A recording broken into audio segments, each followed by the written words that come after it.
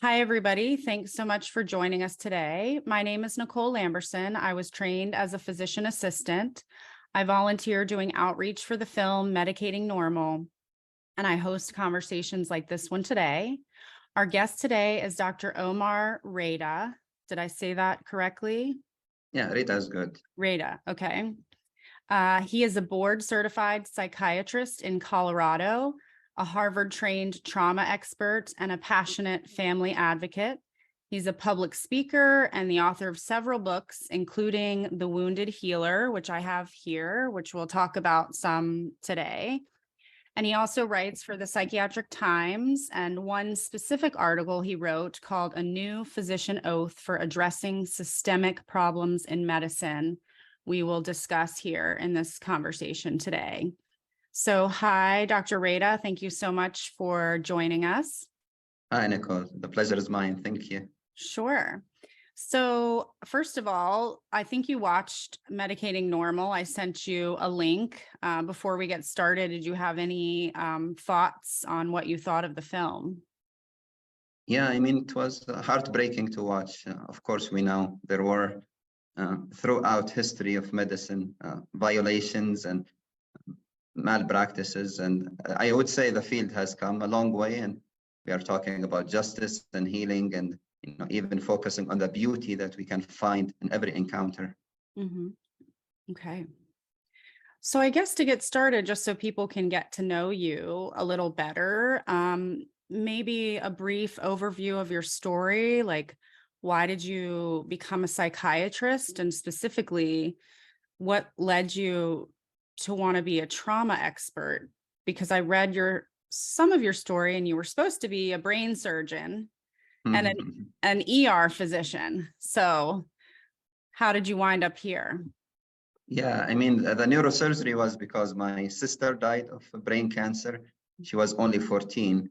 I was 6-year-old then, so I knew I'm going to do something with medicine, but it was very difficult to really do surgery because I did not get along with the operating room. I would faint very easily, so you cannot do surgeries while you're unconscious. So I decided to be an emergency room physician. I really loved taking care of people in distress.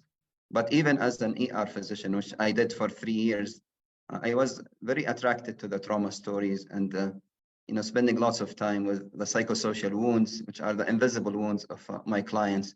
So I eventually found my passion in psychiatry, and the trauma field was really introduced to me because of different personal and also professional traumas that we can maybe discuss throughout this discussion today.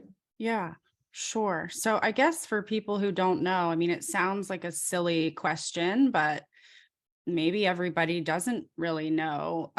You say it's the invisible illness, trauma. What do you define trauma as? I mean, what exactly is it? And are there like different levels of trauma? Is something considered in the trauma world like worse than something else? That kind of thing. Yeah, I mean, there are many definitions of trauma, as you know.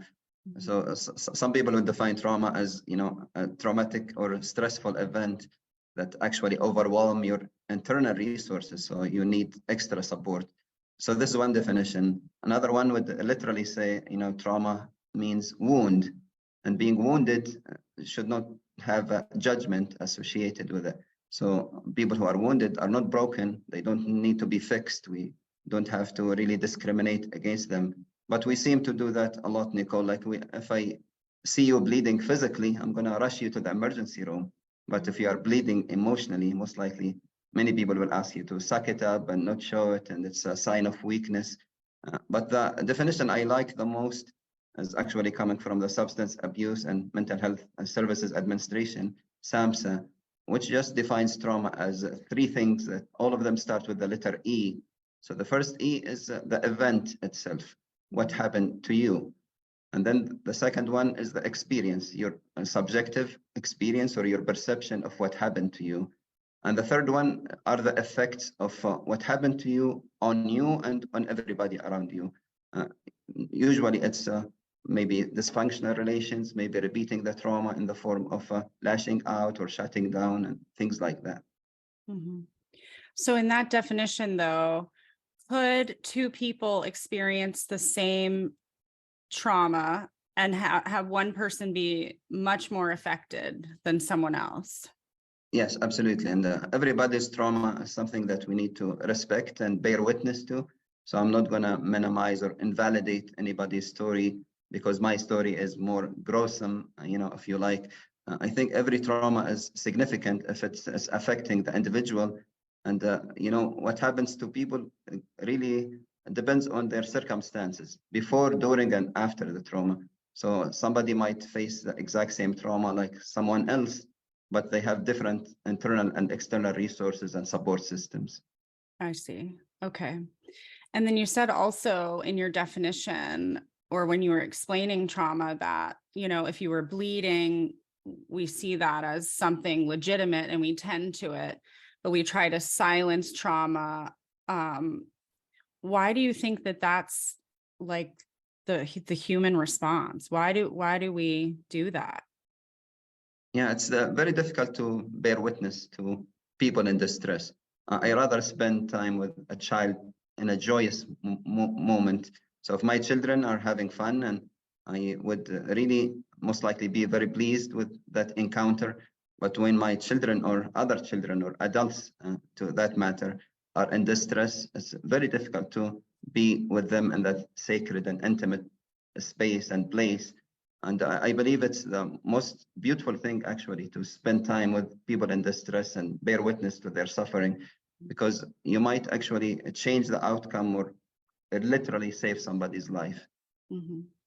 Do you think certain people are maybe better at sitting with people in distress and trauma than others?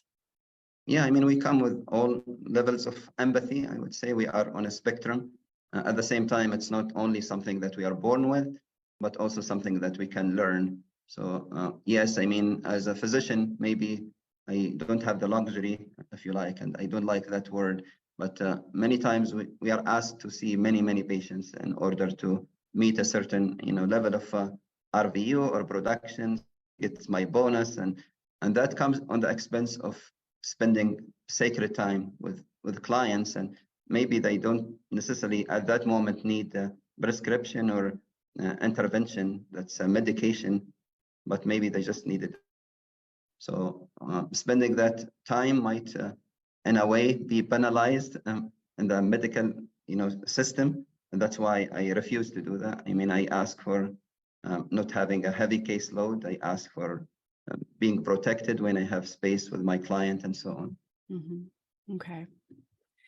So when you say the wounds of trauma are invisible, can you expand on that a little bit and what it means, physically and medically for people? Yeah, I mean, and we know that trauma really lives in every part of who we are. So the body keeps the score, which is a title of a very wonderful book about trauma.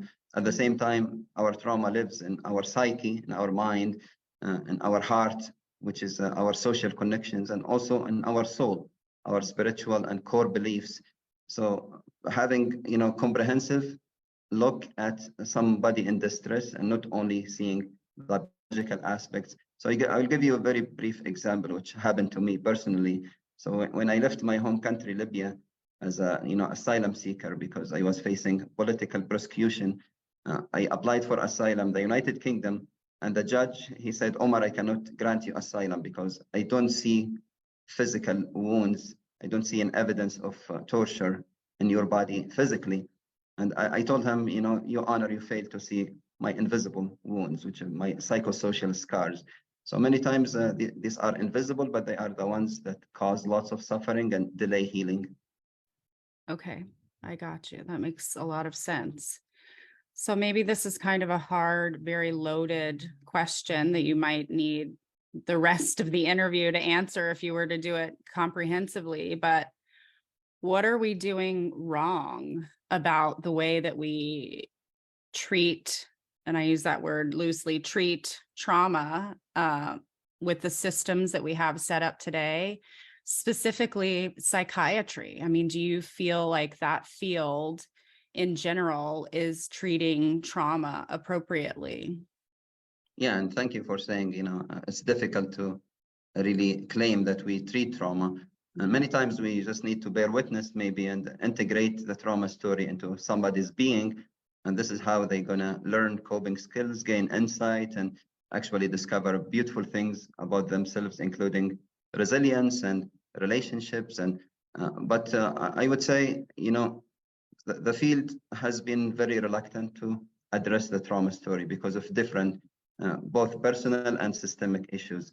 I would say if a physician, buys into the current status quo that I need to see as many patients as possible in the least amount of time because I want to make bonus and go on vacation and stuff like that, and then I would say this toxic cycle will continue to, happen, and many people will just fall through the cracks.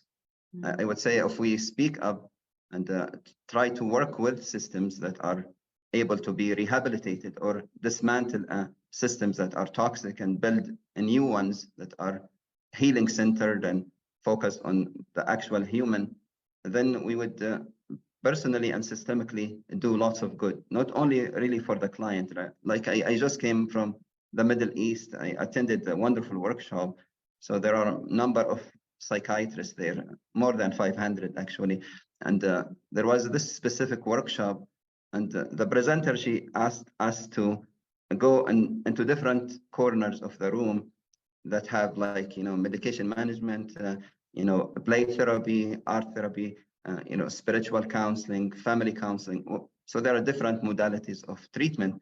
And the interesting thing, she said, go to the one that you are the most, and like 95% of psychiatrists went to the medication corner. And then she said, now I want you to go to the corner that you really want to go to, if you have the quote unquote luxury. And not a single body remained in the medication corner. I would say people were very interested in healing the human. So I don't see my colleagues or the field as necessarily intentionally trying to harm folks. But there are all of these pressures, insurance companies, drug companies, and production expectations, and paperwork and all of that people go at the end of the day and really they might not even be comfortable leaving the encounter because they know they have not tried everything.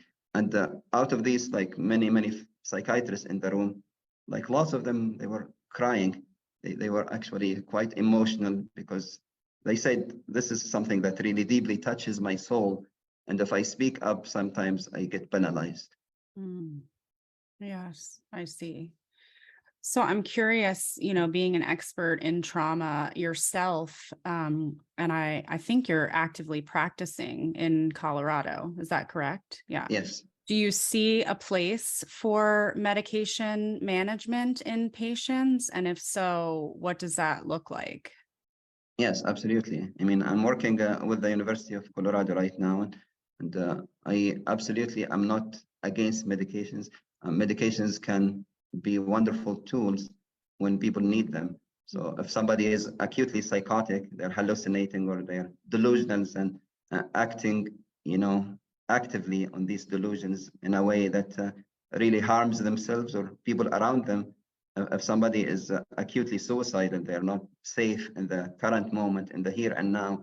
If somebody is acutely intoxicated, we need to bear witness and discover their beauty through calming all of these, symptoms that are causing different layers that we cannot see the human anymore. We only see their reaction and their behavior, and maybe that behavior is very dangerous for them or for people around them. So many times just using medication in order to reach to the human behind all these labels of symptoms, I think is absolutely necessary and sometimes life-saving. Mm-hmm. And is that mostly, in your opinion, just in the short term to get out of the crisis? And then how do you address the trauma after, or are you talking about long-term medication management? Yeah, I mean, it's different based on the quote unquote diagnosis. And, there are many diagnoses in the DSM-5, which is the Bible of psychiatry, if you like. We have specific criteria we have to adhere to in order for folks to meet a specific diagnosis. And the rationale is so people can actually receive the appropriate services. So I would agree that there should be some kind of criteria, because the same applies to medical conditions that are non-psychiatric. So very important that we make sure that we are reaching the right, underlying root cause, but at the same time, not medicating every symptom. So if somebody is crying, I don't have to give them anxiety medicine. I think shedding tears there is nothing dangerous in the moment for them or for anyone around them. If somebody is restless, maybe they need a human connection. If somebody is acutely agitated or violent, maybe now we need medication intervention or need other restrictive measures, but not everybody needs only short intervention. We know right now in the field, like bipolar disorder, schizophrenia, and some of the severe persistent mental illness need long-term treatment in order to prevent relapse, or at least reduce the future, decompensation that can be fatal actually. So I would say, and not everybody really is ready to address their trauma story when it comes to the client, but not everybody also in the field is ready to listen to the trauma story. It needs lots of self-discipline and training and working on our own trauma story and our self-care in order to be able to bear witness to others. Mm-hmm. So you mentioned the DSM there, and I'm just wondering if you see, though, that there is ever any, downside to it. Like, is it possible that the DSM can pathologize trauma? And similarly, can medications, in your opinion, be agents of trauma for people? Yeah, I mean, both are correct statements, I would say. So the DSM-5 right now, there are other versions coming up in the future, of course, and in the international, field of medicine or psychiatry, we call it the ICD-11. So there are many, progress of this specific document that I would say people actually starting to challenge, because some diagnoses don't apply to specific populations, or maybe we are medicating normal when we, really don't spend time with the human. At the same time, I would say, medications that are unnecessary, or medications that are used out of, just convenience, I would say. And there are medications that can cause bad side effects, and they're still used in the field. But there are medications that are gold standards, and they would say, and I have seen miracles with medication management. So we cannot, generalize. There are people who absolutely need medications. At the same time, I see overuse of medication, and I see polypharmacy, which means there are folks on 7, 8, 9, psychotropics when they don't need them. Yeah. Okay. So in some of your writings, I saw that you write about culture quite a bit, and you say that in order to be trauma informed and to provide trauma informed care, we have to be culturally sensitive. What do you mean by that? Yeah, I mean, and especially coming from my own background as somebody who have been into different cultures, I would say if we don't bear witness to the context. So if somebody is, reacting to a trauma because they have refugee experience, or they have experience with racism, or they've been discriminated against because of something in their background, then we have not been really justice focused. We have not been human centered. We have not been healing, actively looking for healing and beauty. If I treat everybody like and claim that everyone can receive the same approach and one size fits all, then that's really a very arrogant approach. I would say we need to be very humble and look at, healing as a comprehensive affair, and make our clients active part of their own treatment or care plan. Mm-hmm.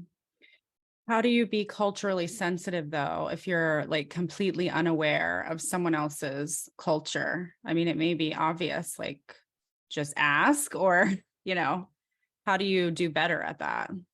Mm-hmm. And I mean, you don't need to be an expert on every culture, every language, every religion. We don't expect that to happen.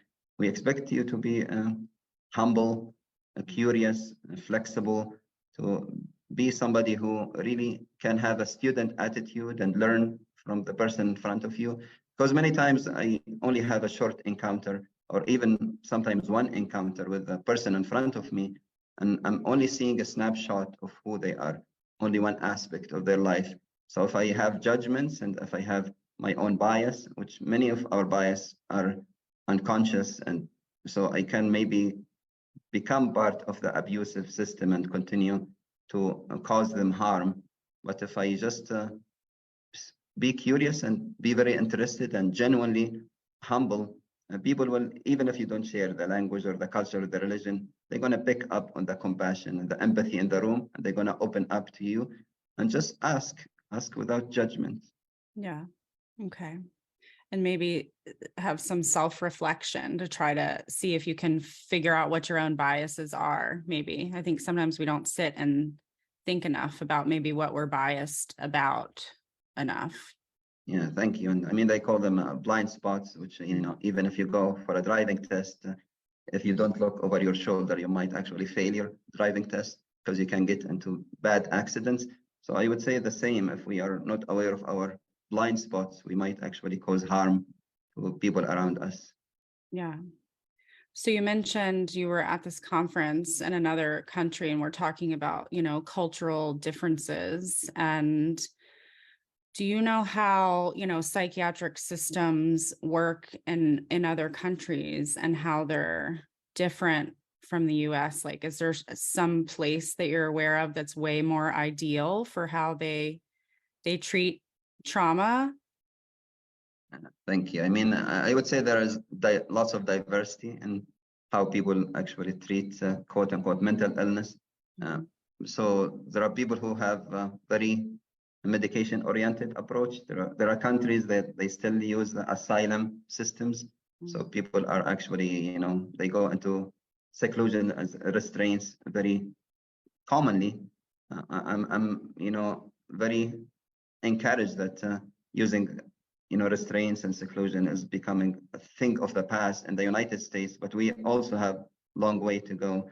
There are countries that really use a human connection, and in a system that I worked for before, we actually did a pilot project, and we just said this unit, which has lots of assaults on staff, because it was a forensic unit. So people are there because they committed crime, and they were psychotic at the time, or they didn't really meet, you know, the law threshold of being guilty. So they call them not guilty for reason of insanity, or guilty but insane, or all of these. And I don't like the word insane at all.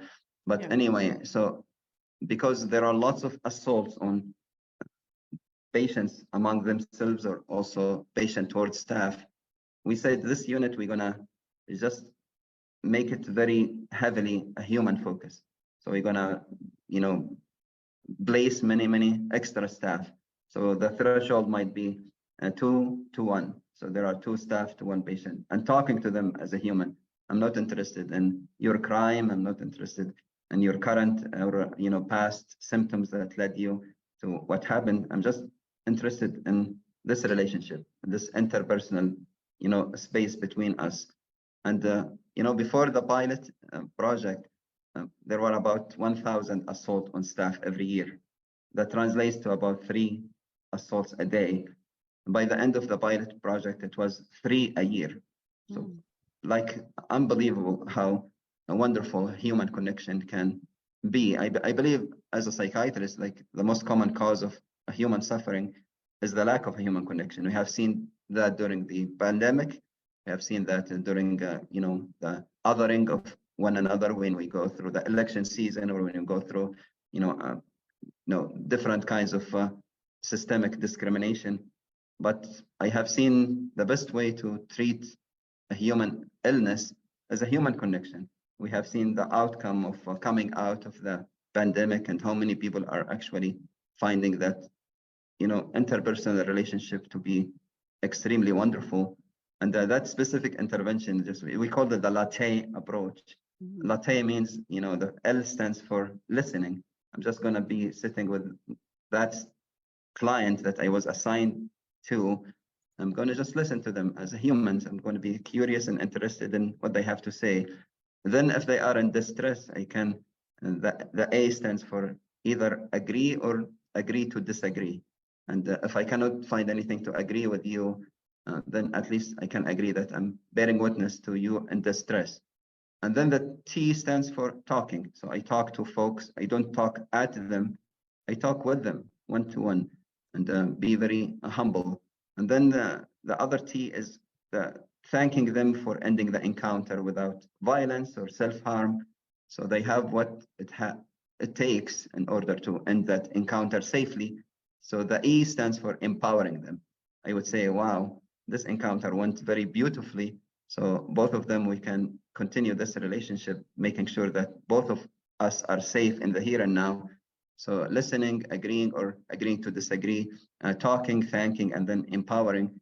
And the beautiful thing about that intervention and my understanding, that's not happening anymore because of budget issues. But there was a small budget for every safe encounter ends up with me and my client going to the cafe at the hospital and having a cup of latte together. Oh, I like that. Sounds much better than the psychiatric hospital experiences that I've heard from a lot of people where they come and say it was the most traumatic thing they've ever had. And then you wonder, like, well, no wonder people don't heal in a psychiatric hospital because it's so cold and without human connection, you know? So that's an interesting, yeah. Yeah, I would say it's a very uncommon practice, unfortunately, because it takes lots of staff time. And most likely, if the staff is a physician, they would say, I rather go and see a number of patients that I can medicate so I can get rewarded with a bonus. But I would say, yes, absolutely. I mean, there are systems that actually are quite invested in such human interventions. I see lots of progress in the field. I see beauty-focused interventions. I see units that are working towards finding the actual human under the surface of the symptoms and labels. And they want to make it very clear that everybody should feel safe, the clients, but also the staff. So if people are being assaulted right and left, I'm not advocating for, just having a very soft approach, making sure that staff are also protected and safe. At the same time, discovering why people are quote unquote acting out in the first place. What we have found out is people feel invisible. They feel that invalidated. They think that they have not been listened to. So when we spend the time that we see people, we hear people, and we actually celebrate them, I think most of the violence will go away. Yeah, that makes a lot of sense. You have a program called Untangled that you use to end trauma-related dysfunction. Can you talk a little bit about that and what are some elements of that program? Yeah, I mean, I wish if we can end trauma. So people ask me, Omar, what's your goal or what's your dream? I say, my dream is to lose my job because that means there is no more trauma in the world. And we know that's not going to happen. We try to reduce trauma at least, and at least not pass our distorted trauma story to our children. Unfortunately, children are being traumatized right and left, even despite all of the interventions that we have right now. So, breaking the cycle of trauma is my goal and my dream, and this is the intention behind Untangle. So I was sitting in my home at my home country, Libya, in 2011 during an active civil war. And I just say, let me see what are the impacts of trauma. And I have found out that we can do 5 things in order to break the cycle, or at least reduce the impact of the cycle, and at least not pass the trauma story to our future generations. The first one is loss of education. So psychosocial education, just to combat the stigma. There's lots of stigma in the field. There's lots of silent suffering and taboo issues. And so just providing space for folks to talk. And we do that through different ways, like using social media, using the television, radio, whatever is appropriate for the culture and the context. And then the second thing is building capacity for the country or the community through training of staff. So I don't go as the quote unquote American expert and try to dictate things on folks. I listen humbly to the culture and then try to co-craft an intervention with them. If they needed to have a long-term relationship, I would make myself available through like supervision or consultation mechanism and so on. And then the third is building safe spaces. And they have found, dialogue in the case of adults, and also play and art activities in the case of children to be wonderful when we use these safe spaces. And then the fourth one is respecting the culture. So we build resources that are appropriate for the specific culture.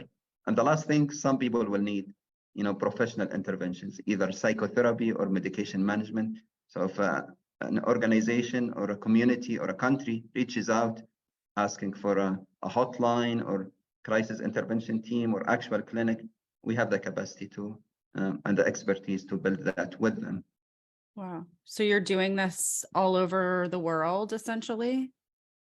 My dream is to actually do that and spend, because yes, I love working with my clients. If I see 10 or 15 patients a day, it's not the same as if I reach tens of thousands of folks in a refugee camp or in a war-torn country, or transgenerational trauma or inter-religious trauma, whatever it is.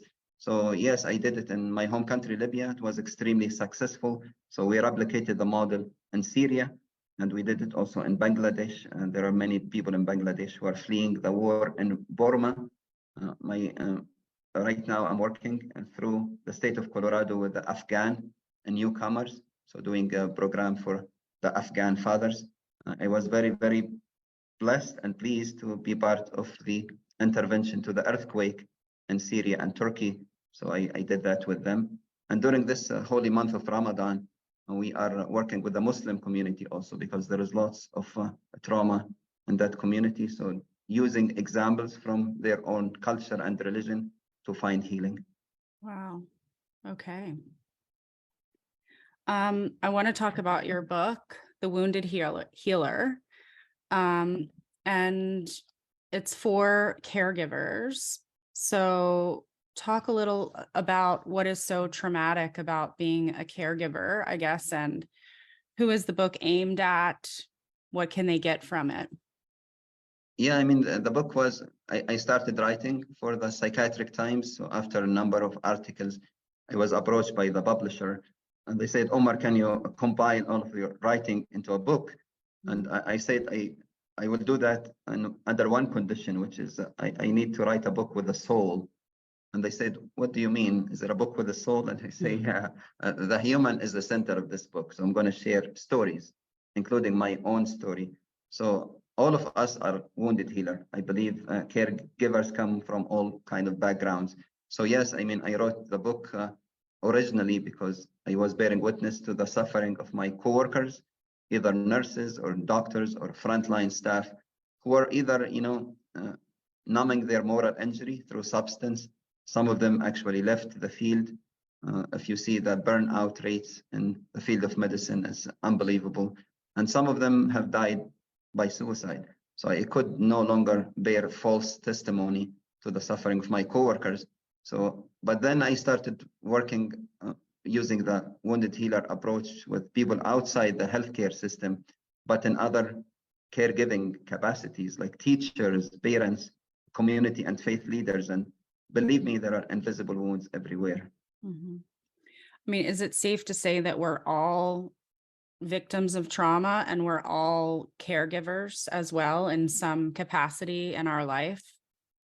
Yeah, I would say, people go through traumatic experiences in their life. There are some who will deny trauma. They might actually lash out at you if you just gently try to talk to them about trauma. And I would say it's very scary to face our old skeletons. So this is one, especially if it happens in a family context. I have seen broken families because trauma has the capacity to make or break a family unit. So some people do that, and other people, they are maybe ready somewhere on the spectrum to open up a little bit about their trauma story. I have seen parents who, after coping with their own trauma, now they are actively trying to break the cycle for their children. So I see beautiful things happening. At the same time, I would say making sure that if we're going to open that wound, we are able to close it for folks, and making sure if I'm going to listen to the trauma story of somebody else, that I don't reactivate my own. So there's lots of burnout and compassion fatigue and vicarious trauma that can happen if I listen to the stories of others. So be very careful, find the balance between being compassionate at the same time. We cannot lose people who care about others, because the field of caregiving can affect our soul and cause injury when we are extremely or deeply compassionate. Mhm. So what do you say are the needs of caregivers? Like, how can we meet those better? I would say the whole system become trauma informed, and there is actually a move from trauma informed systems towards healing centered systems, and I'm okay with that. I mean, we many times, in order to find healing, we need to process trauma. So it's okay to be trauma informed and healing centered at the same time. So in order to make sure everybody is witnessed, everybody is visible, everybody is respected and validated, I would say just having these discussions to be normalized in the workspace. So, and within the systems, and we need to work with system leaderships, because many times we accuse the leadership of being toxic and being part of the abuse.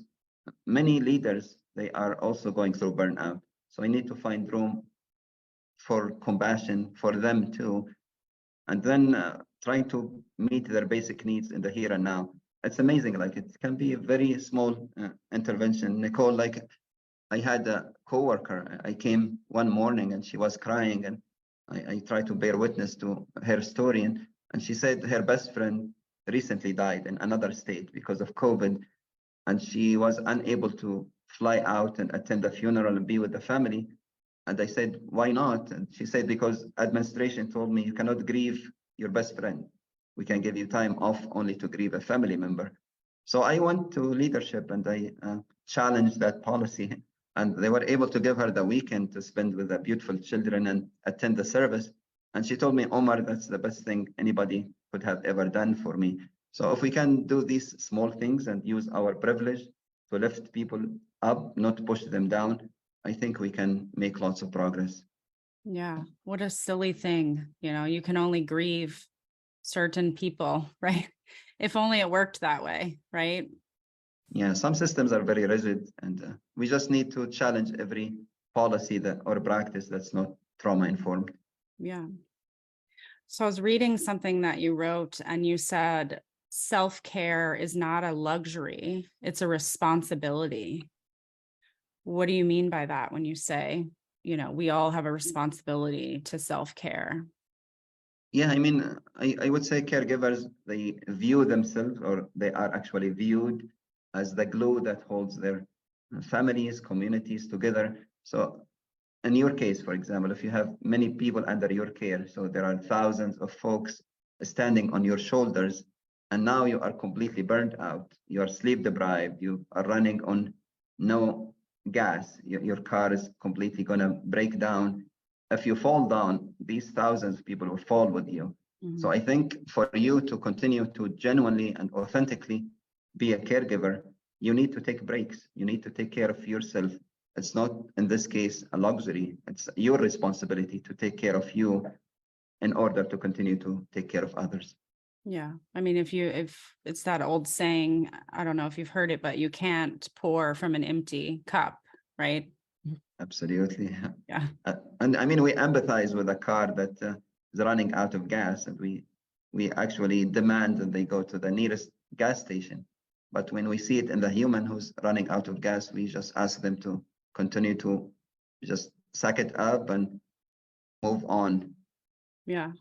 Kind of like I've always thought about it too in the context of animals. I see people extremely empathetic about a dog maybe that was adopted from a traumatic situation, and it may lash out at you, or it's quivering in the corner, and we think, oh, it's because of what happened to it. You know, it needs a little more patience and we need to love it harder. But when it's a person, I notice like we don't always treat it with the same type of mindset. Like we think about what happened to this poor animal that we adopted, but we don't always think like maybe that person is acting that way because of what happened to them. Yeah, thank you. That's a very beautiful example. And I see it with the children. There is lots of more compassion, I would say, if a child is enacting their trauma story. And that's why every time I give a workshop for parents, I would just remind them, you know, there is lots of empathy and flexibility when it comes to younger children. But usually when it comes to teenagers and young adults, this is when we see the family conflict and so on. So I encourage every parent, I would say, remember this child in front of you, regardless of how old they are. They can be 12 years old, they can be 21, they can be 50. They are the exact same child that you held in your hand and you look them in the eye when they were just born and you said, I'm going to love you always and unconditionally. So we need to do that also for the adults, including our patients. Yeah. So the reason I even discovered you was because you wrote an article for Psychiatric Times called A New Physician Oath for Addressing Systemic Problems in Medicine. And even within the article, there was one sentence where you used, you know, the name of our film. You said, systems that continue inappropriately using polypharmacy, overdiagnosing, labeling, pathologizing, medicating normal human reactions and emotions, using restrictive measures, and engaging in similar shady practices are systems that need to be brought into account and either rehabilitated or dismantled. So I guess what inspired you to write that article? What systems in medicine, what systemic problems do you see? Yeah, I mean, and it's amazing. Like I was rereading the article today and I saw medicating normal. So I would say because your soul will ache. People think, physicians have no feelings. I mean, our medical school teaches us don't show emotions. Emotions are, for the weak. If you show vulnerability, then you're going to be a burden on the rest of your team, and you cannot really show any human connection to your client. And I totally disagree with that. I have shown emotions in front of folks. Of course, I don't overwhelm my client, but maybe I would share, part of my own self-disclosure very tactfully and professionally, of course, and maybe even shed a tear of, mercy, because I just witnessed a very intimate encounter. So there is nothing wrong with that. But many physicians, they have their souls aching and they have no exit strategy other than just suffering in silence or dying by suicide. So I try to work with systems, and many systems are actually opening up to staff wellness, because if your staff is well, they're gonna spend more time with their patients. They're gonna accept heavier caseloads, and within reason. I don't want to repeat the cycle again, but healthy staff will take better care of people that under their care. So it's very important to have healthy workforce. That's why I try every time I see dysfunction or toxicity in the system to challenge it. And I need Nicole here to acknowledge my privilege. I am a physician, so I can easily go to administration and talk and speak up. I do it respectfully, but I can be very rigid when it comes to seeing suffering that is unnecessary in front of me, and I can do something about it, either with my clients or my coworkers. So I need to acknowledge my privilege. Not every staff can do that. I have seen staff who stay in toxic systems that crush their souls because they need to feed their families. So every time I see a toxicity with the system, I would say it can be discrimination, it can be, a rigid policy that has not been re-challenged in many years or even decades. There are many outdated practices that we can, given the progress that we have made in the field of medicine. And I'm very pleased, even the field of psychiatry, we used to only talk about biological approach and medication management. We're talking about biopsychosocial spiritual approach. We're talking about comprehensive healing. We're talking about finding the beauty within the human. We're talking about bringing medicine into account and making sure people are treated with justice and dignity. All of these are giving me lots of hope, and I am inspired to be a physician. It's an exciting time. Yeah. It's, talking to you, I think a lot of our followers who listen, are people who feel betrayed by medical care. They were harmed or injured. They feel like they weren't given informed consent. And, some people were horribly, horribly damaged. Some people died. But at the same time, when you talk about the wounded healer, it's I think the best place we can find to sort of help everybody is to understand everyone's position, because there are a lot of physicians who are traumatized and who are victims. And I think back to something my dad told me. He's an anesthesiologist, and he said something like, I'm the way that I am because of what I've seen. Like, none of it ends like the movies. It's very traumatic, and people die in very horrible ways, So I think there's so much trauma to be talked about, so that maybe the patients and doctors can sort of meet in the middle and like work together instead of traumatizing each other more. Yeah, that's beautifully said. I always say what happens to you can explain but cannot excuse what you do to others. So yes, I mean, people might act out because of their own trauma, and hurt people. That's why I want healed people to heal people. That's why you need to heal yourself. So I want really, through platforms like yours, for people to have these sacred and difficult conversations and bring everybody into the room. There will be lots of justice work that needs to be done and lots of reconciliation. But I am hopeful. It happened during civil wars. It happened in countries that went through genocide. So I think we can do it if we do it together. Yeah. So I loved all of the principles that you listed out in that article about that you commit to living by, and that you propose they should be part of the new physician oath. I mean, the physician oath that we all know about is just mostly first do no harm, but yours was this, long, wonderful list that I so agree with. But do you think, like, with the way it's so hard, because sometimes we can have these discussions about ways that things should be or how we hope that they are, but then it's so hard not to be pessimistic or be, sort of slap down and say like, well, this is reality though. Are we ever going to get to a place like that? Yeah, I would say we need to celebrate small victories. I have seen some progress in my case, but I also have seen people who fall into despair and they say that things will never change. So let me just lower my head and just continue to do what other people are doing. I need my paycheck at the end of the day. I have seen people dread going to work, and I refuse to do that. If I don't love my job, I have the luxury to find job easily as a psychiatrist. So I need to have lots of compassion for my colleagues who don't have the same level of privilege. At the same time, please work with any system that crushes your soul. Nobody deserves for their soul to be crushed. So last question for me, and then there's a couple from the audience, if you don't mind answering those. But I kind of sometimes hate when people do this, because I feel like they're sort of like, what's the term I'm looking for? Like putting icing on. Sugarcoat. There you go. Yeah. But we say like, oh, we can learn from our traumas. We can grow, this whole positivity thing around something so horrible.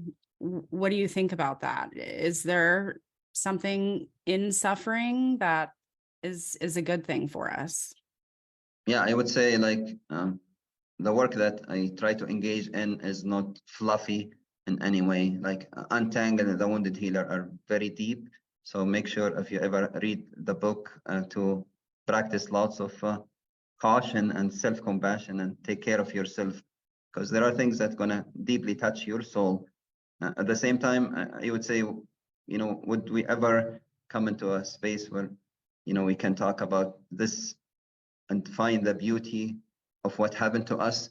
I need to be careful here, because if we tell people that what happened to you is the reason you're going to be strong and you're going to be resilient and you're going to, discover beautiful things about you and insight and coping skills, I'm afraid this almost going to make some people feel like they've been invalidated, they've been gaslit and so on, because nobody deserves to be traumatized, especially children. So I heard one of my colleagues say a beautiful statement, and she said, nobody asked for children to be traumatized. Children deserve to be protected. I did not ask.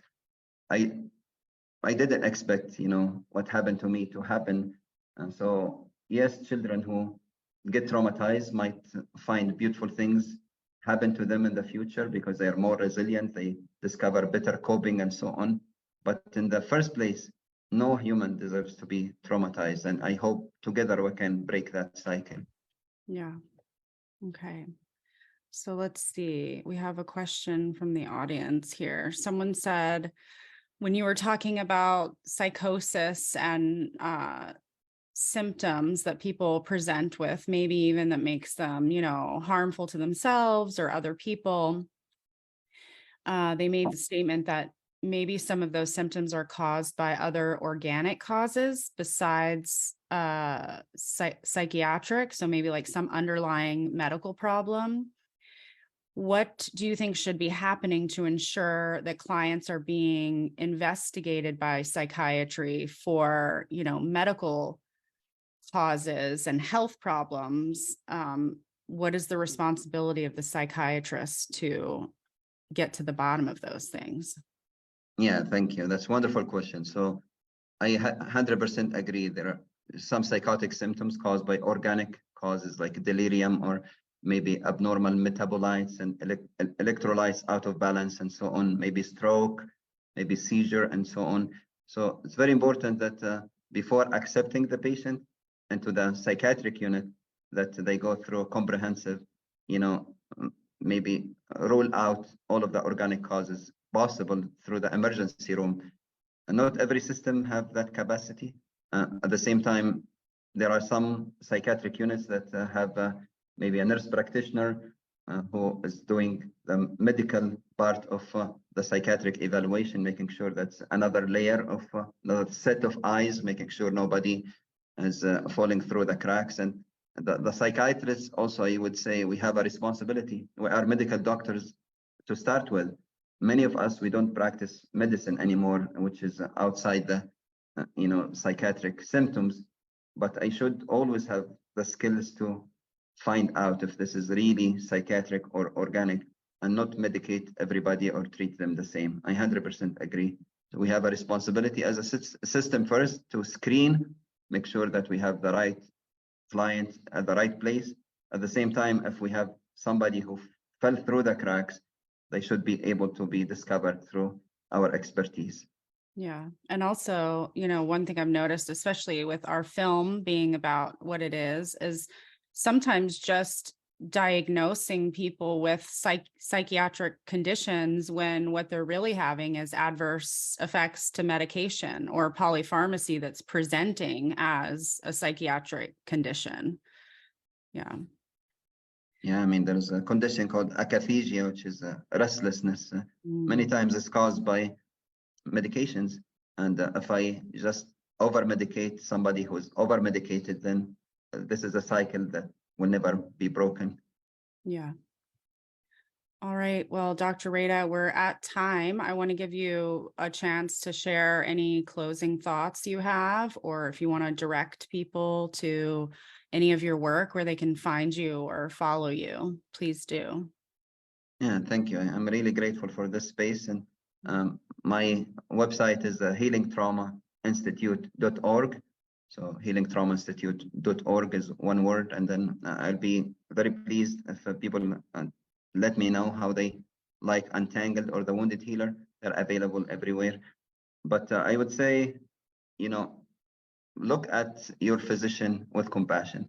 Many physicians are also wounded healers. We look at the clients as family members, how I want to treat someone in distress, not always through medicating them or sending them to seclusion and restraint. I need to work with systems that are engaging in abuse and make sure that I educate them. Maybe there are systems that going to be rehabilitated. Maybe there are systems that just need to be dismantled. Maybe I need to walk away from a system because maybe leaving is better than half staying. At the same time, I highly advocate for lots of reconciliation work and making sure that people who were traumatized by the field of medicine, they deserve that healing, they deserve that deep healing, they deserve justice, because everyone in the field of medicine is working towards the same goal, which is finding the beauty in the encounter. My teacher at the Harvard program for refugee trauma, Dr. Richard Molika, he said, Omar, if you don't find beauty in every encounter with your patient, then you are not practicing medicine. Find something else. Yeah, that's beautiful. One more question, just selfishly, it's my own, but do you think we ever really heal from trauma, or do we just sort of integrate it or find a way to live with it? That's a wonderful question. I mean, there are lots of diversity in the answer there. What does healing exactly mean? For me, I will never change my trauma story. And in no way I am invalidating anybody else or advocating that people get traumatized. But my trauma story is unique for who I am. And because of my, refugee experience, I became a quote unquote refugee mental health expert. Because of my encounter with the interfaith dialogue, I am invited into these spaces in order to find healing. That's many people are traumatized because of misinterpretation of the religion or the sacred text. So I use my trauma story in ways that hopefully can be a source of healing for others. And I think that's something that I will never change about myself.